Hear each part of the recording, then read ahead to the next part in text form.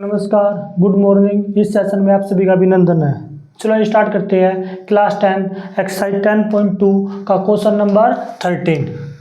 देखो इन्होंने हमें ये कह रखी है कि कोई क्वाड्रिलेटरल है। देखो ये क्वाड्रिलेटर है और इसके अंदर है ना कोई सर्कल हमारा, यानी कि जो सर्कल से बाहर क्वाड्रिलेटर बना हुआ कोई, ठीक है। इन्होंने हमें ये कह रखी है और हमें ये प्रूव करना है कि जैसे यहाँ पे ये सेंटर है, ठीक है। तो जो इस क्वाड्रिलेटर के अपोजिट साइड है, यानी कि ये साइड और ये साइड, जैसे ये और ये, यानी कि यहाँ पे जो एंगल बनेगा और यहाँ पे जो एंगल बनेगा ना, ये दोनों एंगल क्या हो, सप्लीमेंट्री एंगल हो, यानी कि 180 एंगल हो। और ऐसे ये वाला एंगल और ये वाला एंगल क्या हो, हमारा सप्लीमेंट्री एंगल हो, यानी कि 180 एंगल हो। ऐसे हमारा, यानी कि ये वाला एंगल और ये वाला एंगल, ठीक है। हमें ये बताना है। तो देखो इसका नेमिंग कर देते हैं एक बार। ABCD, यहाँ पे टच हो रहा है ये E, ये F, ये G और ये H, ठीक है। तो और हम क्या करते हैं, अपने पास से कंस्ट्रक्ट करते हैं। देखो इसको हम इससे मिला लेते हैं, मिला लिया हमने इसको इससे, ऐसे ही हमें इसको इससे मिला लिया, इसको इससे मिला लिया और इसको इससे मिला लिया, ठीक है।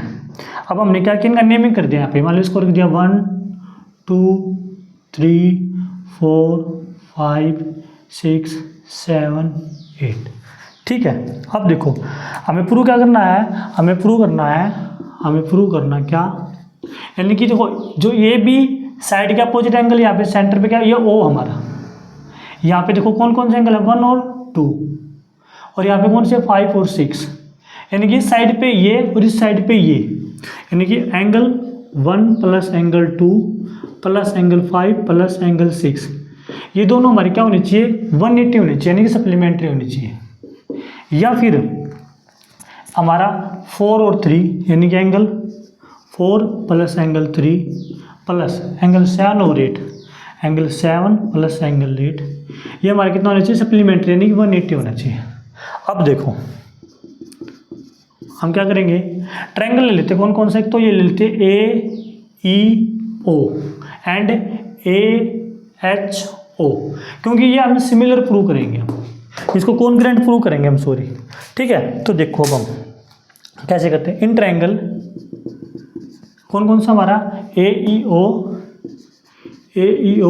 एंड AHO, ट्रायंगल AHO, ये हमने दो ट्रायंगल ले लिए। तो इनमें देखो ये वाला ट्रायंगल जो हमारा, ये वाला AIO, इसमें ये वाले में और इसमें AOH में कॉमन क्या हमारे, देखो ये लाइन है AO, दोनों में आ रही है हमारी। तो यहाँ पे क्या लिख देंगे हम, AO इक्वल टू AO, क्यों हमारी, क्योंकि कॉमन है दोनों में बराबर है। दूसरा देखो ये सेंटर है OH, रेडियस होगी, तो ऐसे ही OE, ये भी रेडियस होगी हमारी, तो OE इक्वल टू OH, क्योंकि ये हमारी रेडियस है। अब देखो हमारा ये सेम पॉइंट है, इस पॉइंट से हमारा यहाँ पे ये टच हो रहा और इसी पॉइंट्स पे हमारा ये हो रहा, तो देखो क्या ये बराबर रहेंगे। देखो ये सर्कल है हमारा, इस सर्कल पे AH टच हो रहा आपको सेम पॉइंट से AE, तो ये हमारी लाइन है AE इक्वल टू AH, क्यों रहेगी हमारी, जो थ्योरम 10.2 ये कहती थी कि सेम पॉइंट से जो सर्कल के बाहर दो लाइन होती है, टेंजेंट होती है, वो इक्वल होती है हमारी। तो यहाँ पे हम लिख देंगे थ्योरम 10.2। आप तो वो थ्योरम 10.2 है ना, वो लिखना आप लोगों को। तो देखो इस ट्रायंगल में हमारी तीन चीज़ें होगी, साइड से, तो यहाँ पे लिख देंगे हम नाउ क्या, कि ट्रायंगल AEO कॉन्ग्रुएंट है किसके, AHO की। किससे हुआ हमारा, देखो साइड से हुआ। अब हमारा देखो ये जो ट्रायंगल था वो इस ट्रायंगल के हमारा कॉन्ग्रुएंट हो गया 3 पॉइंट से, हमारा एक कॉमन पॉइंट हो गया, ये हमारा कॉमन पॉइंट, ये हमारी रेडियस थी और ये हमारी सेम लाइन टेंजेंट है, क्योंकि सेम पॉइंट से। तो हम ये कह सकते हैं ना कि इसका एंगल 2 और इसका एंगल 3 क्या रहेगा, इक्वल रहेगा। एंगल 2 इक्वल टू एंगल 3 क्यों रहेगा, CPCT से, corresponding parts of congruent triangle, ठीक है। अगर ये इक्वल रहेगा तो हम देखो ऐसे हम सेम इसमें करेंगे, तो इसको 4 और 5 को कॉन्ग्रेंट करके और इसको इस वाले ट्रायंगल को तो 4 और 5 एंगल इक्वल कर देंगे। ऐसे ही हम इसमें इस एंगल को इस ट्रायंगल को कॉन्ग्रेंट करके 6 और 7 को इक्वल कर देंगे और ऐसे ही इसको कर देंगे। तो हम यहाँ पे लिख देंगे डायरेक्ट ही सिमिलरली क्या एंगल 4 और 5 इक्वल है एंड एंगल 4 और 5 है और 6 और 7 एंगल 6 इक्वल टू एंगल 7 और हमारा एंगल क्या हो जाएगा angle 1 equal to 8 angle 1 equal to angle 8 हो जाएगा हमारा। ठीक है, अब देखो हमें इस बात का पता लग गया क्या। अब एक बात बताओ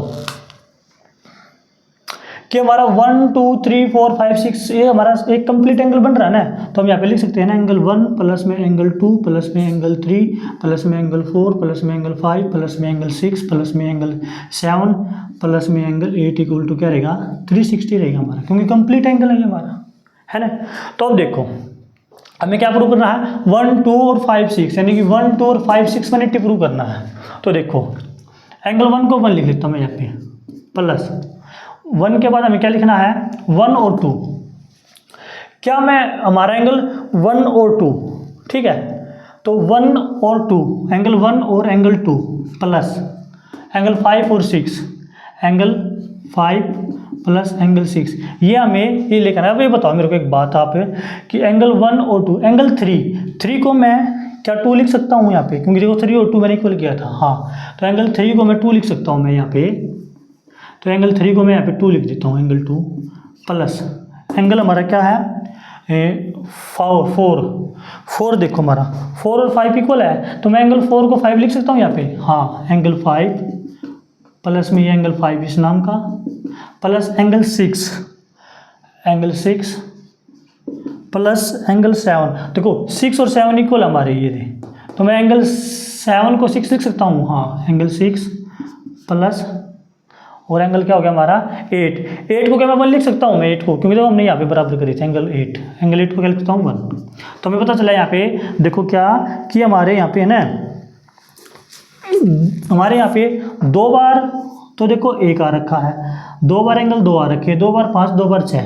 तो मैं क्या करूँगा यहाँ पे एंगल देखो एंगल 2 बार एंगल 1 आया है, एंगल 2 बार एंगल 2 आया है, एंगल 2 बार एंगल 5 आया है, एंगल 2 बार एंगल 6 आया, और ये सब हमारे किसके इक्वल रहेगा हमारे 360 की।